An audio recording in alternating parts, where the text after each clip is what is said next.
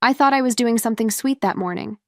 I packed a basket with Daniel's favorite snacks, those chocolate-covered almonds he devours, the cheese crackers he insists are just for work, and his precious sparkling water. I told myself he'd be exhausted from all the late nights at the office, so maybe a little surprise would cheer him up. I wanted to remind him that I was thinking of him, even when he seemed far away.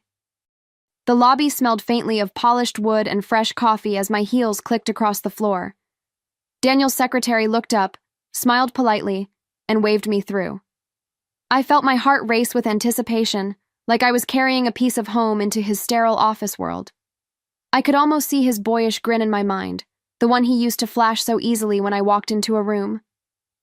I thought today might be one of those moments, but the second I stepped into his office, everything shifted. My eyes locked on his computer screen and my breath caught in my throat. It wasn't a spreadsheet or a presentation, it was a photo. Daniel, my husband, his arms wrapped around another woman.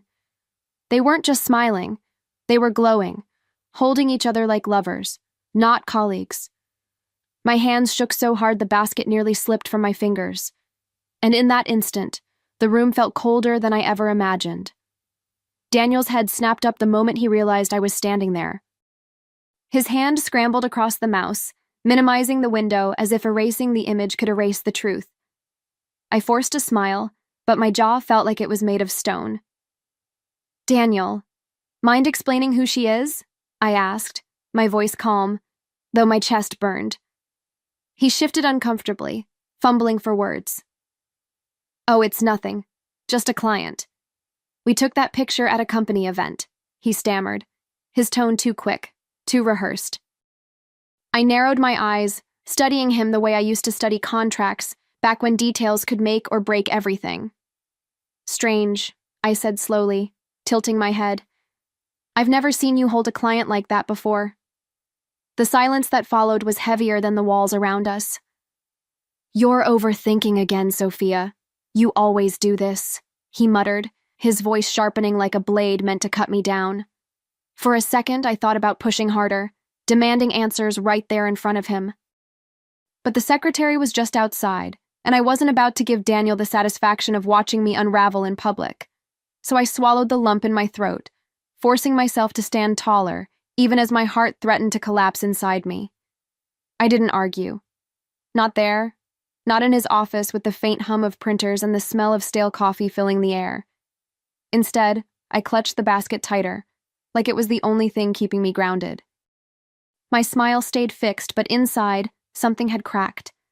I could feel the jagged edges scraping against me, each beat of my heart echoing the photo burned into my mind. Daniel leaned back in his chair, pretending to be unfazed, but I caught the way his eyes darted to the door, making sure no one else had seen.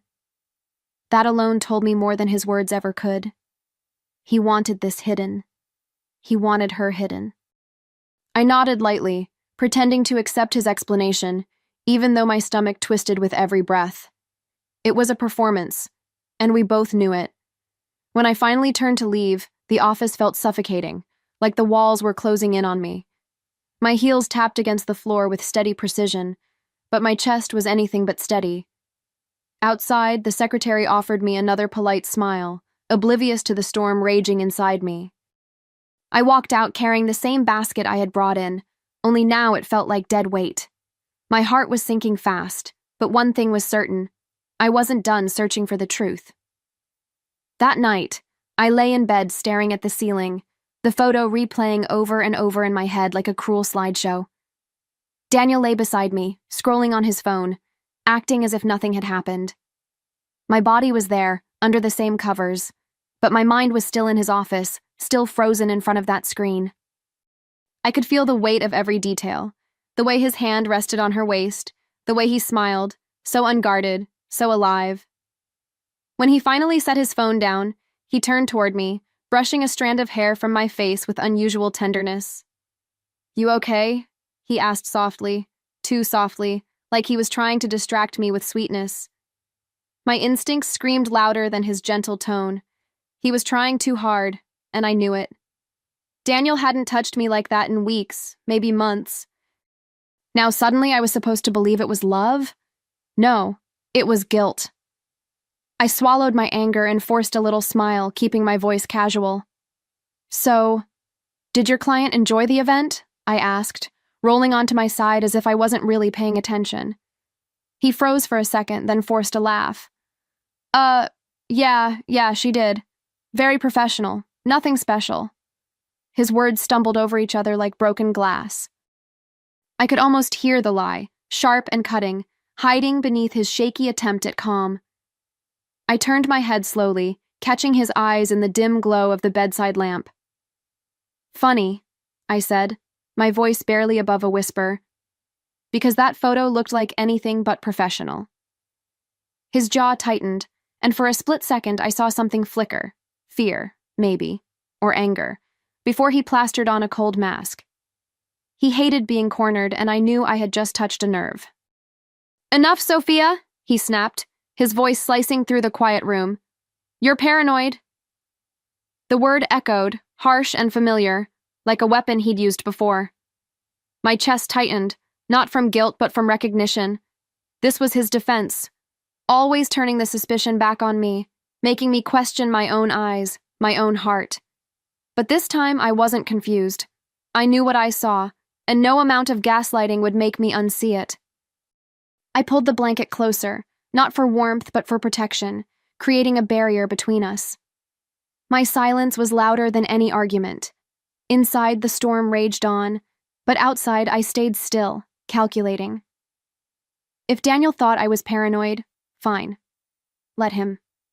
Because I was done asking for honesty. From now on, I'd find the truth myself, no matter how ugly it turned out to be. Daniel turned his back to me, pulling the covers up like he could shield himself from the tension he'd created. I lay there, staring at the ceiling, my mind racing faster than I could breathe. Every detail of that photo kept surfacing, the way his shoulders leaned into her, the intimacy in their smiles. Those weren't the expressions of a client dinner. They were the expressions of a man living a double life. I thought about the years we had built together, the quiet mornings with coffee, the birthdays, the promises whispered late at night. And now, all of it felt like it was balanced on a knife's edge. If I pushed too hard, it would all come crashing down. But if I stayed quiet, I'd drown in my own doubts. That was the cruelest part. Silence hurt almost as much as the lies. As the night dragged on, I made myself a vow. I wouldn't accuse him again. I wouldn't let him twist the truth into paranoia. No, if he thought he was clever, I'd be cleverer. I would watch, I would wait, and I would uncover everything he thought he could hide, because deep down, I already knew the truth. Now, I just needed the proof. The next morning, I woke up with a plan already forming in my mind. I wasn't going to let Daniel's words be the last note of this song. I needed clarity, and if he wouldn't give it to me, I'd take it myself. So I dressed carefully, choosing a neutral smile and an excuse about dropping off documents he had forgotten.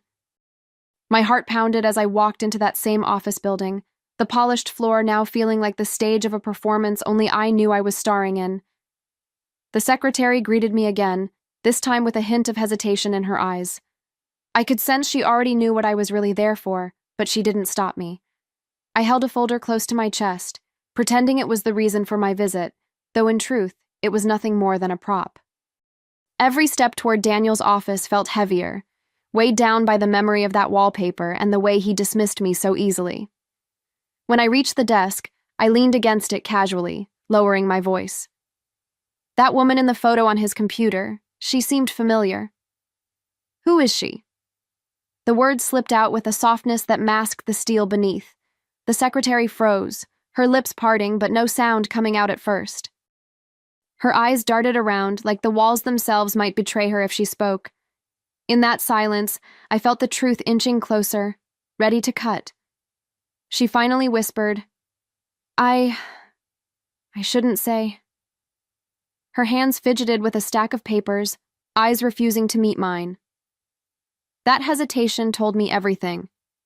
If it had been harmless, she would have laughed it off, brushed away my question without a second thought. Instead, her silence screamed louder than any confession. I leaned in slightly, lowering my voice until it felt like a plea. Please, I deserve the truth. Her shoulders slumped as if carrying a weight she'd been holding for too long. She's not a client, she said softly, her voice breaking the room's stillness. She's been around a lot. Too much, honestly. My chest tightened, but I pressed on, unwilling to let her words dangle in the air unfinished. Who is she? I demanded, not harsh, but steady, like I was bracing myself for impact I already expected. The secretary's eyes finally lifted to mine, and in them, I saw both pity and guilt. She's his girlfriend, Sophia. Everyone here knows. The floor seemed to tilt beneath me, and for a moment I couldn't feel my legs. The words hit harder than I imagined, not because I didn't expect them, but because hearing them out loud made it real. I wanted to crumble right there, but instead, I stood taller, letting my anger harden into something sharper than grief. I thanked her quietly, though the words felt hollow leaving my lips. My hands trembled as I held onto the folder, gripping it like a lifeline while my world cracked wide open. Inside, a part of me screamed, demanding I collapse, cry, demand answers from Daniel right then and there. But another part, the stronger part, refused to give him that satisfaction. If this was the truth, then I'd use it. I'd turn it into my weapon. Walking back to the elevator, every step felt like walking through water, heavy and deliberate.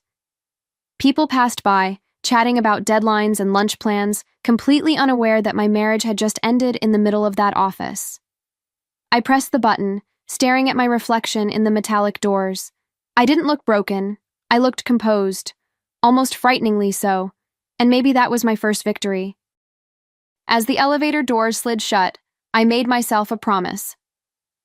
Daniel thought he could make a fool of me in front of his colleagues, parade his affair like it was invisible, but he underestimated me. If he wanted to betray me, then I would make sure the cost was higher than he ever imagined. This wasn't the end. It was only the beginning of something he'd never see coming. I waited for him that night, the house unnervingly quiet, except for the faint ticking of the clock on the wall. I had printed the photo and laid it neatly on the dining table, right where he couldn't miss it. The image stared back at me, daring me to keep my composure when the moment came. My chest felt tight, but I kept my shoulders squared, my breathing steady. I wasn't the woman who begged. Not anymore. The sound of his car pulling into the driveway made my pulse race, but I didn't move. I sat there, hands folded, eyes fixed on the door. When Daniel walked in, his smile was casual, distracted, until his gaze landed on the table.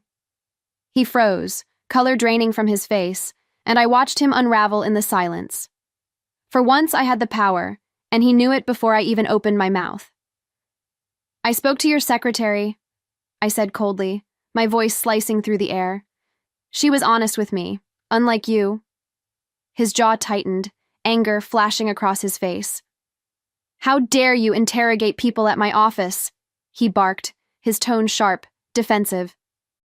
But I didn't flinch.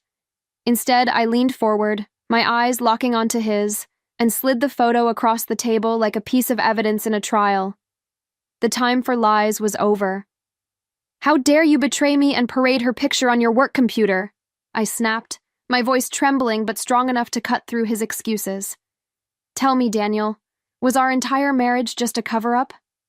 My words landed like blows, each one daring him to deny what I already knew. His face contorted with anger, but beneath it I caught a glimpse of something else. Fear. For the first time, he was cornered. I never loved you the way I love her, he shouted, the confession bursting out like poison. The words sliced through me, sharper than I could have imagined, yet strangely clarifying. My chest ached, but there was a twisted sense of relief in hearing him admit it. No more illusions, no more pretending. He had given me exactly what I came for, the truth, raw and unfiltered. I leaned back slowly, a bitter smile spreading across my face. Thank you, I said, almost whispering, though the silence around us carried it like thunder. That's all I needed to hear. His eyes widened, like he expected tears, maybe even a breakdown. Instead, I met his gaze with calm fire, letting him see that his words hadn't destroyed me. They had set me free. And in that moment, I knew the next step was mine to take. The argument raged on, his voice rising, mine holding steady like a shield. He hurled accusations, called me ungrateful, dramatic, impossible to please. But every word he spat only widened the space between us. I no longer felt the sting of his insults. They sounded small, desperate, like a man fighting not for love, but for control slipping through his fingers. I let him talk until his fury burned itself out, and then I stood. The chair scraped against the floor, sharp and final, pulling his eyes back to me. "This conversation is over," I said, calm and unwavering. My heart pounded inside my chest, but my voice carried no tremor. It was the sound of a woman who had nothing left to lose, and everything to reclaim. As I turned away, leaving him frozen in the kitchen with his fists clenched, I felt an odd clarity settle over me. The storm had passed, but in its wake came a stillness I hadn't known in years. He thought his confession had broken me. What he didn't realize was that it had given me strength. Now the only thing left was to decide how far I was willing to take it. The next morning, I didn't cry. I didn't beg. I woke up with a clarity that felt almost electric. While Daniel went about his routine as if nothing had happened, I was already 3 steps ahead. I called the bank, froze our joint accounts, and secured the savings I had quietly built over the years. Every keystroke, every confirmation, felt like stitching myself back together. For once, I wasn't reacting, I was leading. Then I called my lawyer. The evidence was all there. The photo, the secretary's words, his own confession. I didn't need to embellish a thing. The truth was damning enough. Filing for divorce was easier than I expected, like closing a door that should have been shut long ago. My hands shook when I signed the papers, but not from fear. It was adrenaline, the thrill of taking back my power. Word traveled fast at his office. By lunchtime, whispers curled through the halls, carrying pieces of his downfall like wildfire. I didn't need to expose him. He did that all on his own. The man who once strutted with pride was now shrinking under the weight of his own choices. And watching that unravel from a distance, it was colder, sharper, and far more satisfying than any screaming match could ever be. Daniel came storming into the house that evening, his face flushed with panic. "Sophia, please, don't do this," he begged, his voice cracking in a way I'd never heard before. "Don't destroy me." For years I had imagined what it would feel like to see him stripped of his arrogance, and now it was unfolding right in front of me. But instead of pity, I felt nothing but a cold, steady calm. "You said I overthink," I replied, my tone even and deliberate. "Turns out, I underthought you. But don't worry, you won't have to hide her anymore. You'll be hiding from creditors and colleagues instead." His eyes widened, his mouth opening and closing like a man gasping for air. Every excuse, every denial he had rehearsed was useless now. I had taken control of the story, and he knew it. For a moment, silence stretched between us, thick and suffocating. He looked smaller than I had ever seen him, shoulders hunched, hands trembling at his sides. And yet, there was no satisfaction in his pleading, only validation. He had gambled everything we built, and now he was paying the price. I stood taller, steady as stone, knowing this was only the beginning of his undoing. I picked up my purse from the chair and walked toward the door, his desperate eyes following me. "Sophia," he pleaded again, his voice cracking. "We can fix this. I'll end it. I'll make it right." I paused, hand resting on the doorknob, and turned to face him one last time. The man standing there wasn't the husband I once loved. He was a stranger, exposed and broken by his own choices. "You destroyed yourself," I said calmly, each word deliberate, final. "I'm just making sure everyone sees it." His lips parted, but no sound came out. For the first time, Daniel had no weapon, no lie sharp enough to wound me. The silence between us was louder than any argument, and in it, I felt an unfamiliar freedom unfurling inside me. I opened the door and stepped out, the night air cool against my skin. With every step I took away from that house, the weight on my chest lifted, piece by piece. This wasn't just an ending, it was the opening act of something new.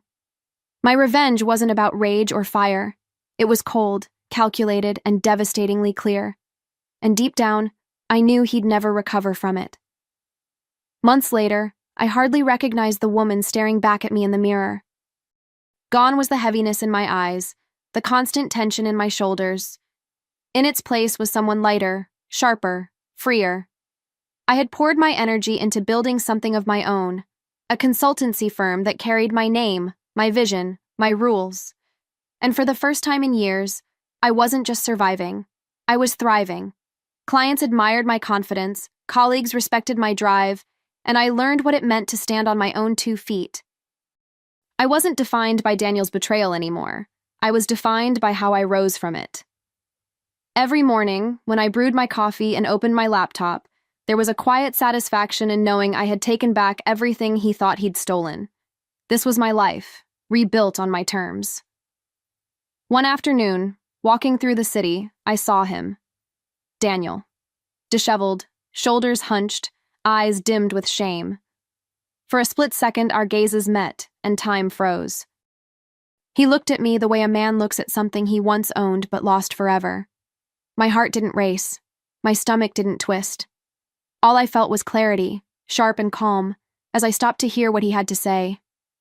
"Sophia," he said, his voice low, almost broken. "I made a mistake. Can we at least talk?"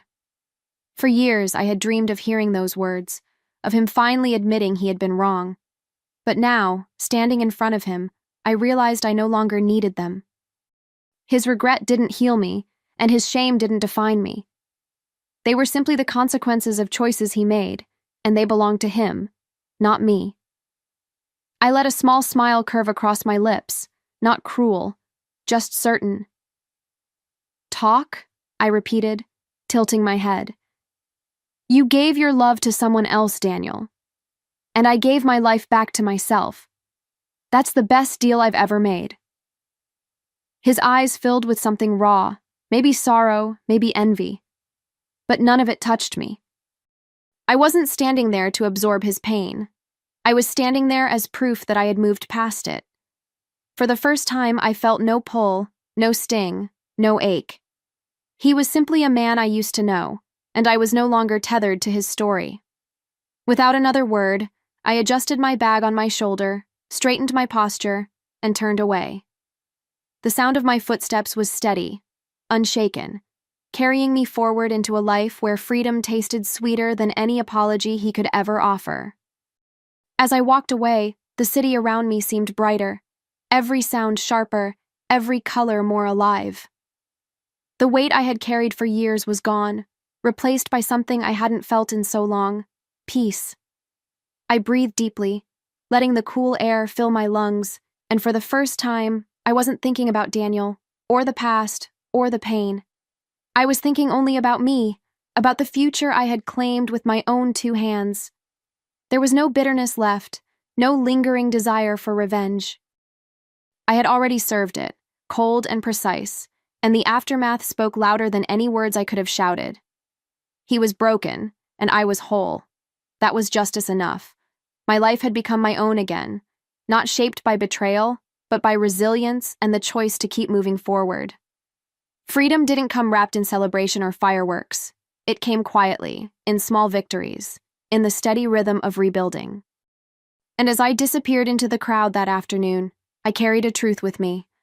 Love can end, trust can shatter, but strength is something no one can take. And mine was only just beginning.